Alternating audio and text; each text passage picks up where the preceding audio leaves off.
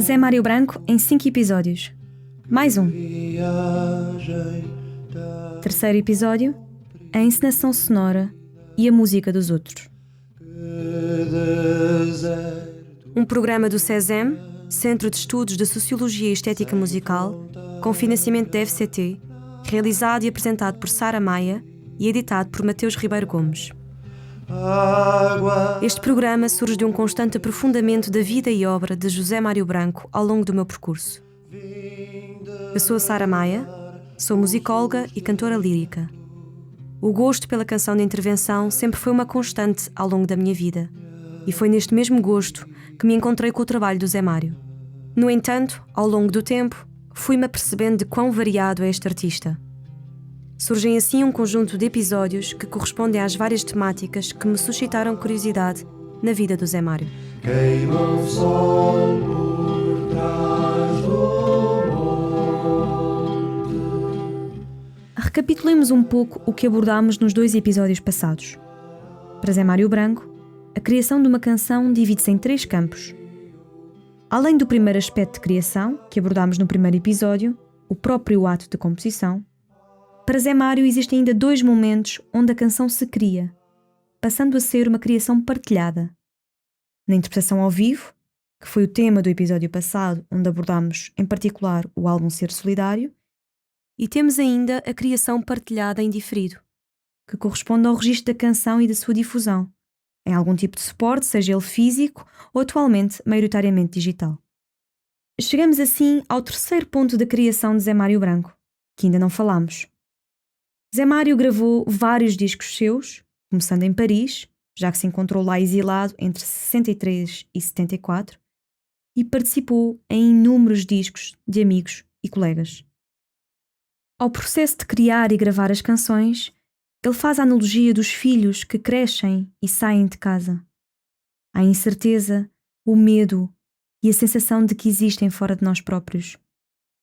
As canções, tal como os filhos, têm uma origem. No entanto, a partir do momento em que são tocadas ao vivo ou gravadas, deixam de pertencer ao autor. No caso da gravação, a obra é apropriada, mas neste caso, o cantautor não sabe por quem.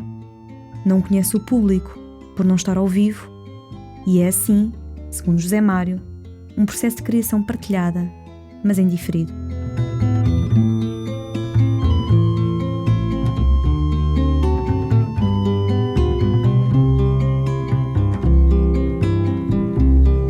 Dão-nos um lírio e um canivete e uma alma para ir à escola, mais um letreiro que promete raízes, hastas e corola.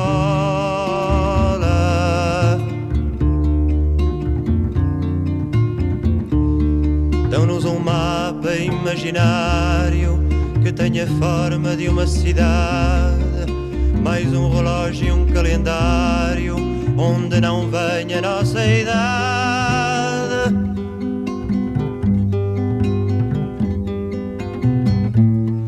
Dão-nos a honra de manequim para dar corda à nossa ausência. Dão-nos o prémio de ser assim, sem pecado e sem inocência.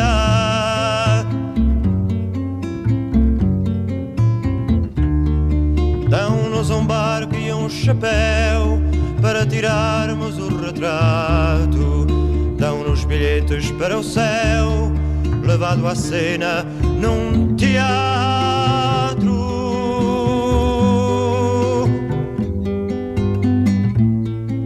Penteiam-nos os crânios ermos com as cabeleiras dos avós, para jamais nos parecermos conosco quando estamos sós.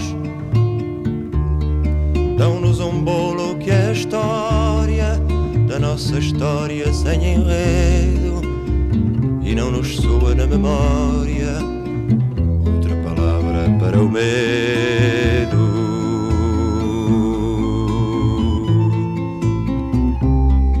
Temos fantasmas tão educados que adormecemos no seu ombro, Penso nos vazios despovoados de personagens do assombro.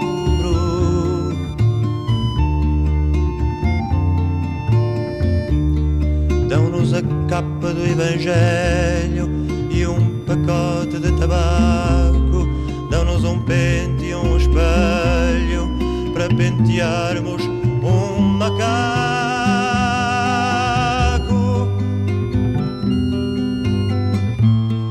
Dão-nos um cravo preso à cabeça e uma cabeça presa à cintura, para que o corpo não pareça a forma da alma que o procura. Dão-nos um esquife feito de ferro com embutidos de diamante, para organizar já o enterro do nosso corpo mais adiante.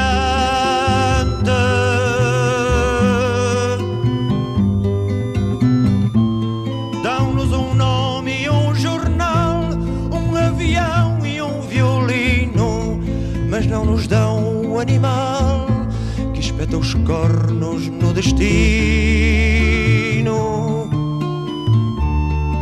Dão-nos marujos de papelão com carimbo no passaporte.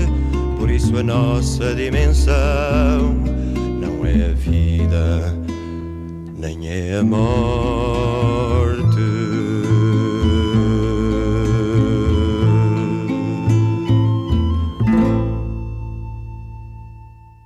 Voltemos ao teatro. Quando lhe é pedido para gravar um disco, Zé Mário interliga muitos dos seus conhecimentos teatrais. Seja num disco seu ou numa colaboração para um disco de um amigo, Zé Mário relembra como, tal e qual como um encenador, tinha de ouvir o disco mentalmente antes deste ser gravado. Por outro lado, pelo facto de Zé Mário Branco começar a gravar enquanto se encontrava exilado em França, é confrontado com os preços franceses. A liberdade do exílio pagava-se caro, mas não havia tempo a perder. Os estúdios em França tinham preços exorbitantes, comparando com os portugueses, e era então necessário planear a gravação. Não é assim apenas compondo banda sonora para peças de teatro que Zé Mário Branco irá intercruzar estas duas artes essenciais na sua vida. De facto, a sua própria criação musical está profundamente imbuída de vários aspectos teatrais, havendo espaço, na sua concepção e na posterior gravação, para uma determinada encenação. Verifica-se nas gravações de Zé Mário Branco uma vontade de criar um estado de espírito para uma determinada canção. Ou, se preferirmos, uma envolvência, tal como uma encenação, numa peça de teatro, a tornar uma ideia dramatúrgica numa peça singular. É reconhecível quando Zé Mário Branco toca em algum álbum. Existe um som que borda a canção, uma envolvência como aquela que uma peça de teatro ou um filme tantas vezes conseguem transmitir. E Zé Mário Branco reconhece isto mesmo. Ao ouvir o disco mentalmente antes de ser gravado, está, nesse momento, a desenvolver a encenação sonora, termo do próprio, para cada canção, recriando um ambiente sonoro para cada uma delas. Esta encenação pode-se observar em dois campos, nas suas próprias composições, mas também nas que compõe para os seus amigos. Hoje é nisso que nos centraremos. Vejamos o exemplo de Cantigas do Maio, de 1971, de Zeca Afonso.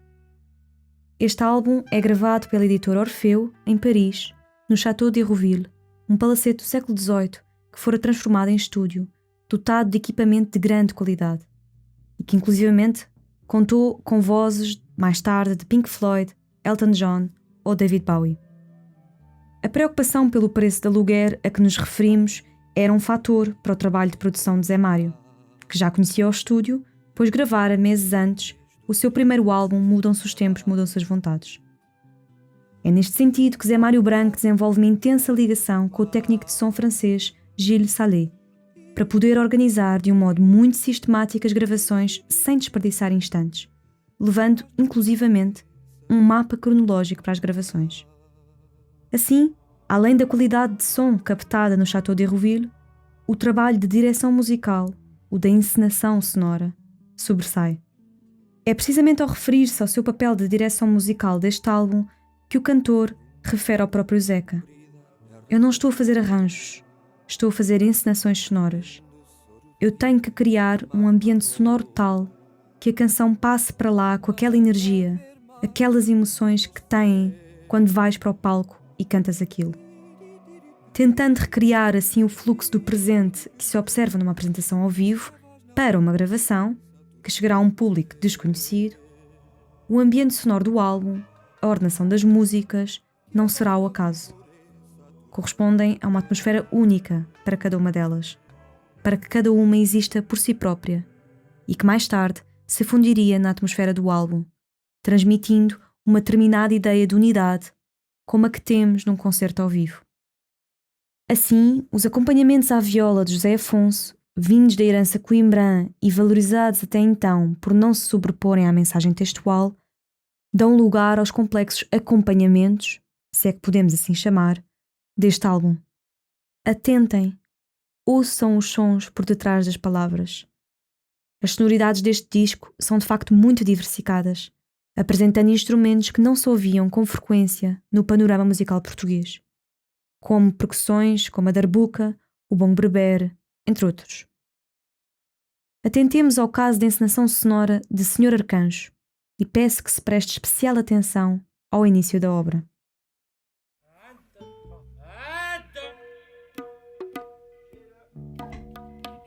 C'est parti. Attention, messieurs, s'il vous plaît, silence. Silence, c'est un disque pour le commerce. Ça tourne depuis longtemps. Attention. 1, 2, 3, 1, 2, 3, 1, 2, 3, 1, 2, 3. Bon, allez. 1, 2, 3, 1.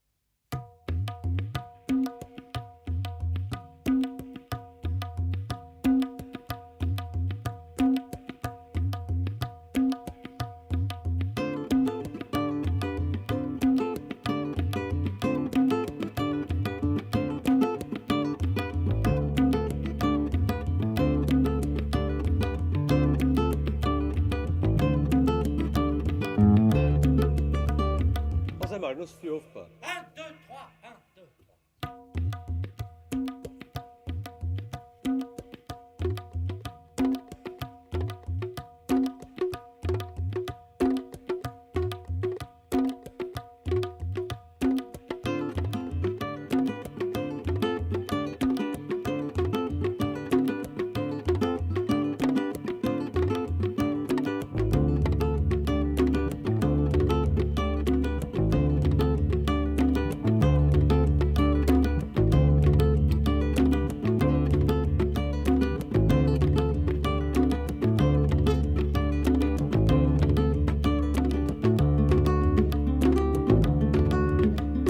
Arcanjo, vamos jantar, caem os anjos no alguidar, hibernam tíbias, suspiram rãs, comem orquídeas nas barbacãs.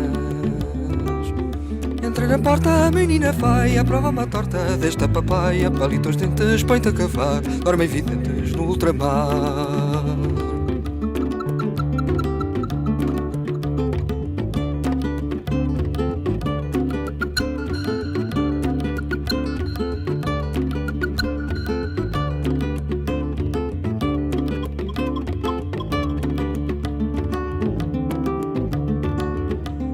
Arcanjo, vamos jantar, caem os anjos no alguidar, que bela fita, que bem não está, a primavera de tafetá.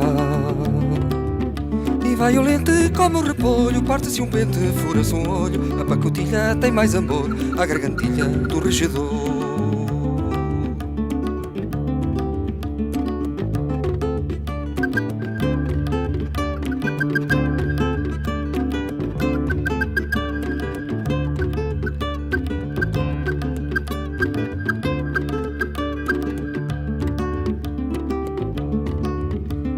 Arcanjo, vamos jantar, caem os anjos no alguidar, põe a gravata, menino bem, que essa cantata não soa bem. Senhor Arcanjo, vamos jantar, caem os anjos no alguidar, e as quatro filhas do Marajá vão de patilha beber o chá, beber o chá.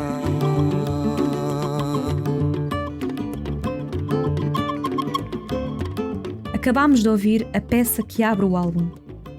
Muita análise se pode fazer sobre a mesma, nomeadamente no que diz respeito ao texto, o qual sendo mais ou menos numa fase surrealista de Zeca Afonso, segundo várias pessoas próximas dele, tem uma ideia essencial, a da denúncia da guerra do ultramar.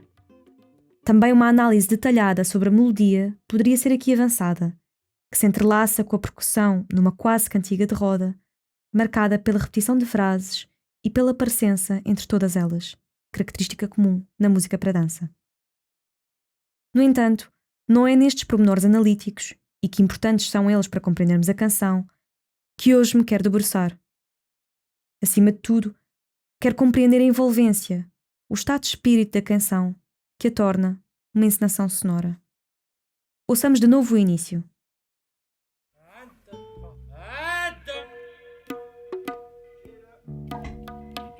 C'est parti. Attention, messieurs, s'il vous plaît, silence. Silence, c'est un disque pour le commerce. Ça tourne depuis longtemps. Attention. 1, 2, 3, 1, 2, 3, 1, 2, 3, 1, 2, 3. Bon, allez. 1, 2, 3, 1. O ouvinte é, propositadamente, introduzido nos instantes imediatos anteriores à gravação da canção propriamente dita. Impõe-se assim uma breve descrição sonora, ou seja, recapitulemos o que acabamos de ouvir no início. Ouvem-se vozes, mistura-se a língua portuguesa com a francesa e nota-se particularmente a voz do percussionista Michel Delaporte, que dá a entrada. 1, 2, 3, 1, 2. E os instrumentos, com destaque para a percussão, encontram-se naquele quase tocar, um último dedilhar antes de entrar. E Delaporte avisa: c'est parti, attention, messieurs, etc, etc. Ouvem-se vozes, Delaporte dá de novo a entrada, inicia-se a canção, mas alegadamente sem sucesso. Bom, allez. E recomeça-se. De seguida, ouve-se um comentário em português, desta vez de Boris, o guitarrista do Zeca por esta altura. Ó Zé Mário, não se te ouve, pá. E recomeça-se. 1, 2, 3. E, de repente, o ouvinte está envolvido no Sr. Arcanjo. Francisco Fanhais, um padre que começava a cantar canções que preocupavam o regime e que se encontrava nesta altura também no início do seu exílio em Paris, assistiu às gravações e colaborou em algumas delas. E relembra este momento particular na entrevista que me concedeu. Passo a citar. Ó Zé Mário, não se te ouve, pá, que o Boris era de Coimbra. E parava a gravação. Mais uma interrupção. Michel Delaporte já estava farto das interrupções. 1, 2, 3, e aquilo ficou. Foi genuíno. Ele já estava um bocado impaciente, porque já era a terceira ou quarta vez que se recomeçava. E outro qualquer dizia para tirar essa parte. Mas o Zé Mário diz: olha, põe também isso. É um prólogo. Através deste prólogo progressivo, já que se vão ouvindo cada vez mais instrumentos, vai-se de facto criando a atmosfera da música, como se estivesse numa sala de teatro, naqueles instantes em que o espectador se instala no lugar. À medida que a música progride, mais imerso o ouvinte fica na narrativa sonora. Esta escolha de prólogo, como Francisco Fanhais me apontou, é então deliberada. A entrada da canção antes da canção conduz o espectador à encenação sonora de José Mário Branco, deixando o ouvinte num espaço inicial e indissociavelmente franco-português. Agora, peço-vos que ouçam um álbum do início ao fim. Com um princípio de unidade, ouçam o som que aborda a canção. Nada ali é por acaso. Faz parte de um processo contínuo que é, no seu conjunto, Cantigas do Maio. E claro, tanto devemos a Zeca por esta obra de arte, mas também tanto devemos a Zé Mário Branco pelo álbum ter chegado até nós como o conhecemos. Começámos o episódio com a canção que inicia o álbum. Deixo-vos com a canção que o termina, para também assim fecharmos mais um ciclo. Até ao próximo episódio.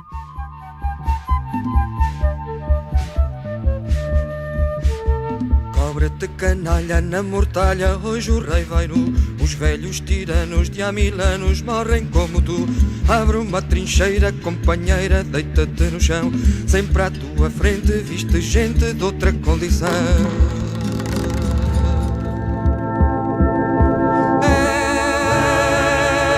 Ergue-te ao sol de verão.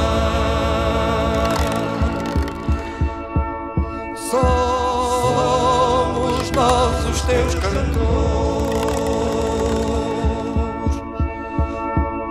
da matinal canção.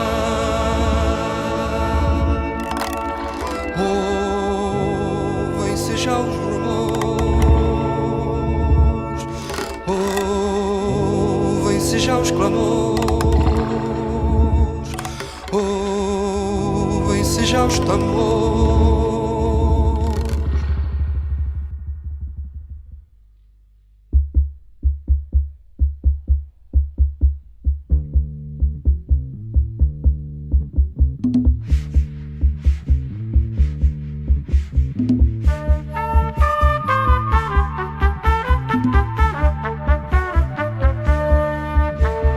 Livra-te do medo que vem cedo, há do sol queimar.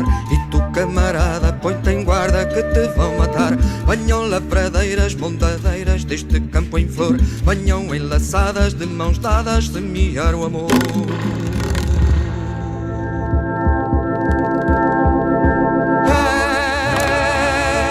Ergue-te ao sol de verão,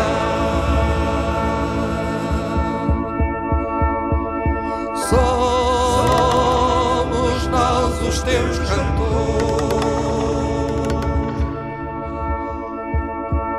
da matinal canção.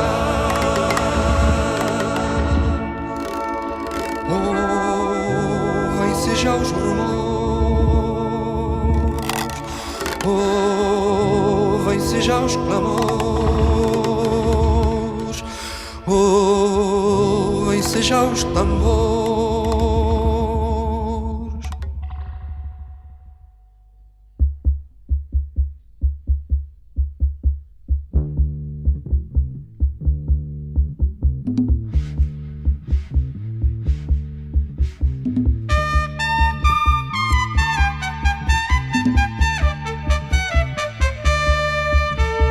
Venha a maré cheia de uma ideia para nos empurrar, só um pensamento no momento para nos despertar. Aí há mais um braço e outro braço nos conduz, irmão. Sempre a nossa fome nos consome, dá-me a tua mão.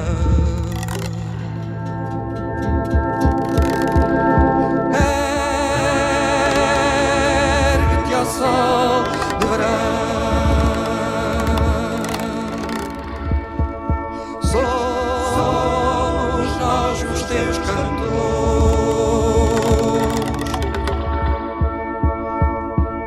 da matinal canção.